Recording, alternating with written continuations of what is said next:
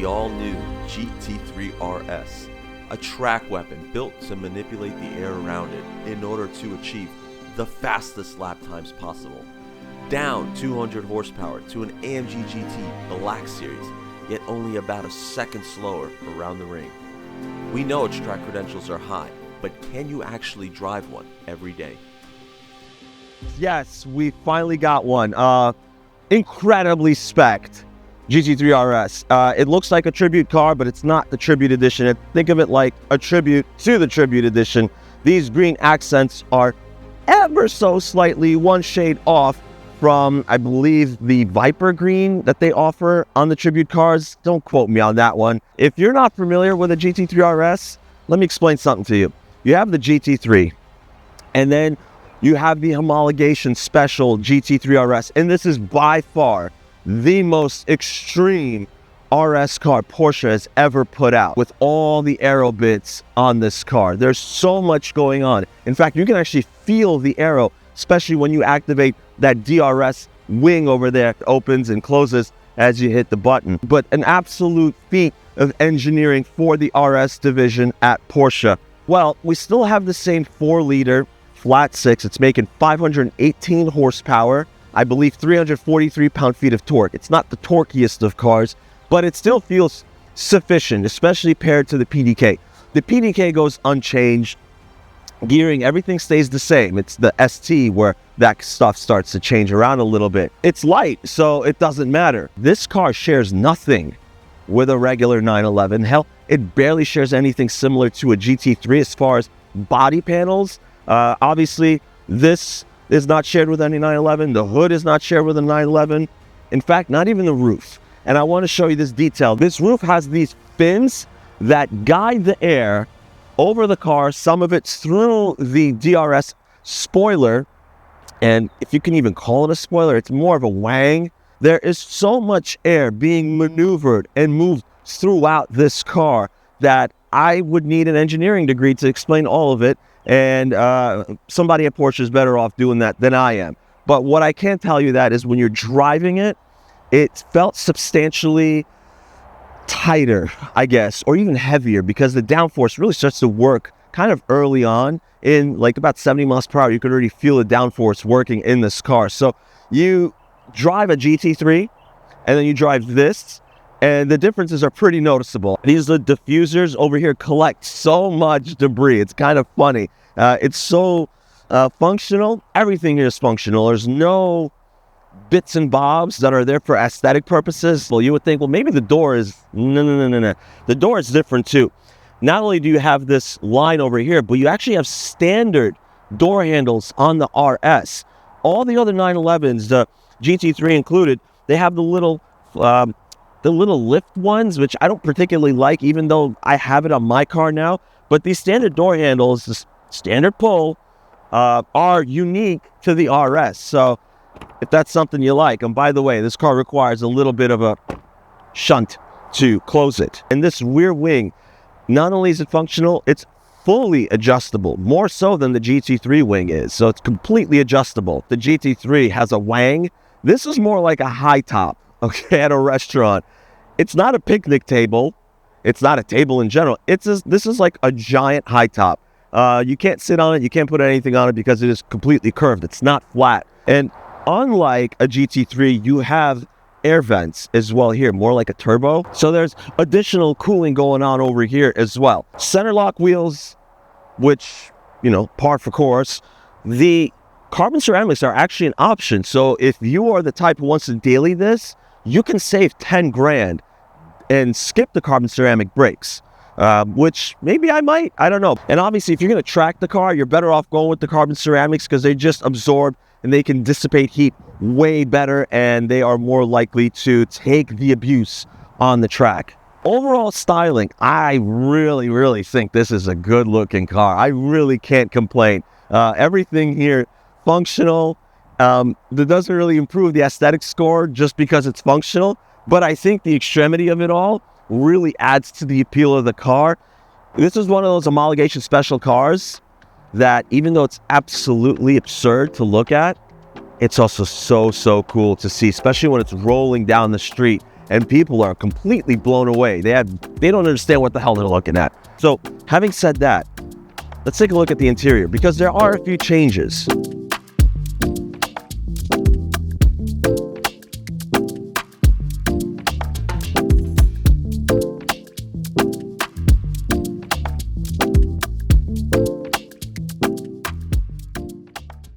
All right, in the interior of the RS. So basically the same thing as a GT3. Now, what I mean by that is that this display and this display are the same, and the layout over here in the center console is the same.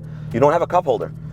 So no open drinks here, no Starbucks, okay? You can hold a bottle of water in the cubbies on the side of the door pockets over here.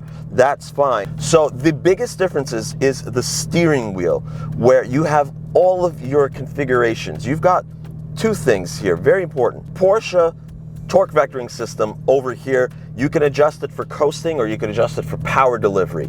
So those are two different settings. You do that with the red knob or the blue knob. You activate the PTV by pressing a button on the knob. You've got your Porsche Active Suspension Management System, aka PASM. What that is, you press that, you have to be in track mode, and you can adjust your front and rear compression of the suspension, and then your rebound, front and rear as well. If you set it to the negatives all the way to -4, which is the limit, that creates a very, very soft suspension. You can be in track and have a soft suspension. If you set it all the way to the positive settings, which would be +4, that creates a very, very firm suspension, 0 being neutral. So depending on the track you're on, whether it be Daytona or Sebring, which is notoriously bumpy, you're gonna calibrate and adjust your suspension settings. I believe there's a guide somewhere out there with a list of tracks, and people recommend what's the best suspension setting using PASM. So you've got really a true track experience vehicle. Now, what I'm really curious about though is we know that the track credentials behind this car are maybe second to none. I can't really think of any other cars that you can absolutely destroy and thrash at a track. The daily driving so far has been really, really good. This car has the sport bucket seats. The GT3 have them as well. They are a little bit firm, in my opinion, but they are still pretty comfortable, more so than most other cars that have sport buckets. You still have the tech, all right? The audio is pretty good. It has Bose in this particular car. It sounds good. I can't really complain too much, but honestly, you're not gonna be blasting music in this car because the exhaust, particularly this car, the exhaust in this car is pretty loud. As far as other luxury amenities, I know a lot of people that make a big deal about Apple CarPlay and Android Auto. This car does have it. It's right here and right here. Sport Chrono is basically standard in this car. You've got everything else that is a modern amenity these days, Bluetooth, etc., etc. The biggest thing about this car is all of the track adjustments. You can configure the driving modes, the sport exhaust separately and individually, so you can individualize a lot of these things. You don't have to just be in sport mode or track mode, okay? And speaking of, by the way, these adjustments I was talking about earlier on for the suspension and the torque vectoring system, they are all linked to the track mode, so it remembers everything. So you set up your track mode for whatever occasion, and every time you engage track mode, the last settings you had in place, it will bring them back to you. The roll cage you see behind me, that was retrofitted. In the US, we don't get roll cage. It's really, really cool. These white inlays over here are OEM from the factory. The owner, you could follow him on Instagram, and I thank him so much for letting me borrow this car, at GT3 Matty. That's Matty with 2 T's.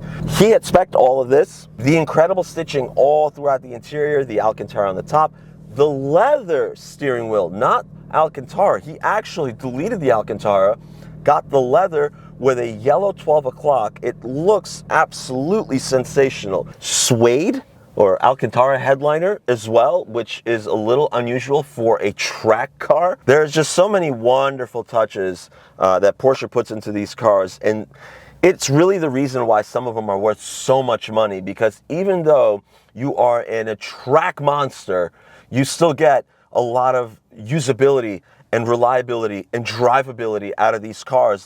One of the best spec GT3s. I really, really like this white with green spec and just a light touch of yellow, and they match and complement the shifter paddle plus minus being yellow as well. Just a wonderfully spec'd car. Overall, I do like this interior a lot. Now, if you like everything you've seen thus far, please like, share, and subscribe. It really helps the channel. Thank you for watching. It's time to take it for a drive.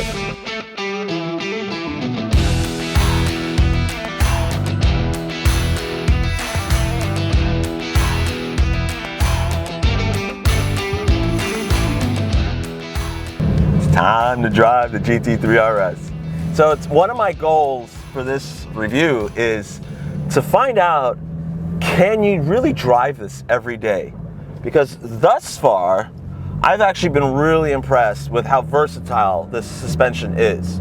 Now, right now I have all the PASM settings set to 0. They're in their most neutral setting.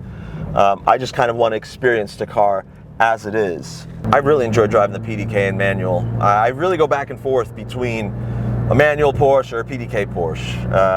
I've never had a manual Porsche before, so I bought mine as a manual. Maybe I'll change it to PDK down the line if for whatever reason I feel like it. But here, PDK, super responsive. I mean, instantaneous, faster than my McLaren. It's by far the fastest shifting transmission. Here we go. Woo. It screams. Wow, that's flat. Wow. It felt like I was going straight through a turn. That's how flat the car is. The body control on this is absolutely insane. The steering response is mental. Absolutely incredible body control. And just, I mean, it's like telepathic. You just point the car and it goes. Everything is just that much more dialed in compared to a GT3.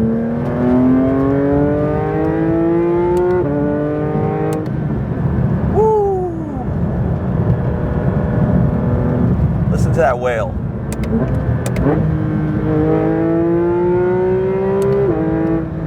Oh my God. A 6-cylinder, flat 6, makes that kind of noise. Here we go, around a bend, around a bend. Oh God, that's insane.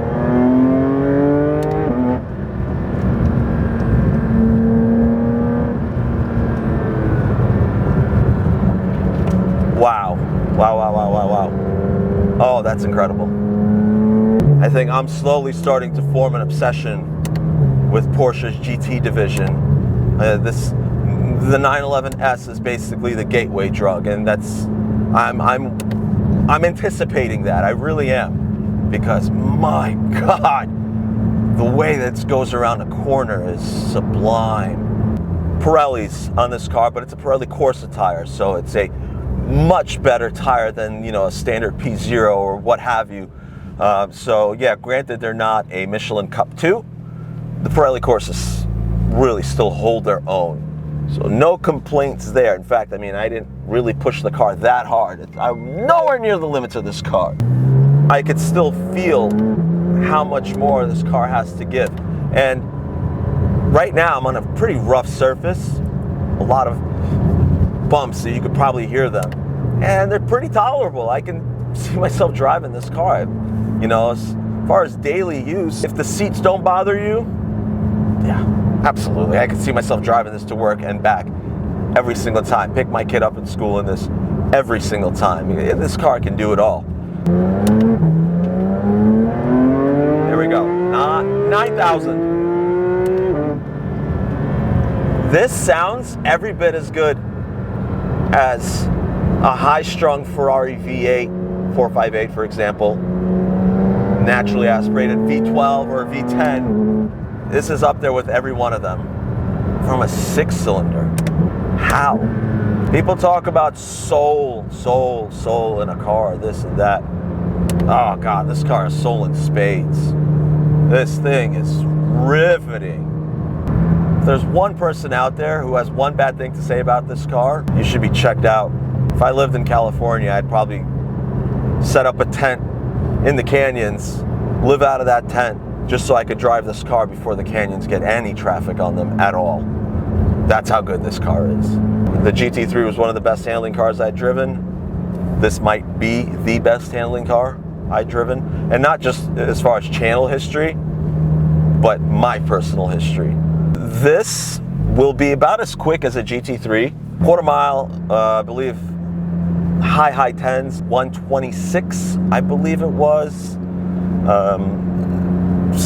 Basically the exact same thing as a GT3. But who cares when you have this chassis, you have all of this aero, and you can do things on a track that no other car can do out of the box. The Performante that I had reviewed last year is probably close, and both of those cars are using a form of DRS where you've got flaps that are activating passive air through canals, etc. But this just feels a little bit more on the edge. This car gets higher praise for me. On top of that, this feels more daily drivable than the Performante. I mean, you've got better visibility for one. You can actually see a traffic light when you pull up to it. In the Perf, you couldn't. See, this is a curse. This is the problem with driving a high-end 911. I drove the GT3, ended up buying a 911S because I just couldn't get that car out of my head. I really couldn't get that car out of my head. And now I'm driving this. What's next? I won't get this out of my head. So God knows what's going to happen. I'll probably end up selling the McLaren, probably sell the 911S. I'll spec one of these. Who knows? At the moment, this is obviously the best RS car that Porsche has designed. This is the best RS car I've driven. This is the best handling car I've driven. High remarks across the board. This is probably the best car I've driven in my time of doing this channel. I would take this over a 296. I would take this over an STO. And, honestly, it's just a work of art, a work of engineering art. Flabbergasted at how good this car is. I'm in love. Now, if you like this kind of content, if you enjoy this video, if you enjoy the gorgeous B-roll that my photographer Ed has put together, East Co Media, follow him. Please give us a like, share, and subscribe. It really helps out a lot. Thank you for watching.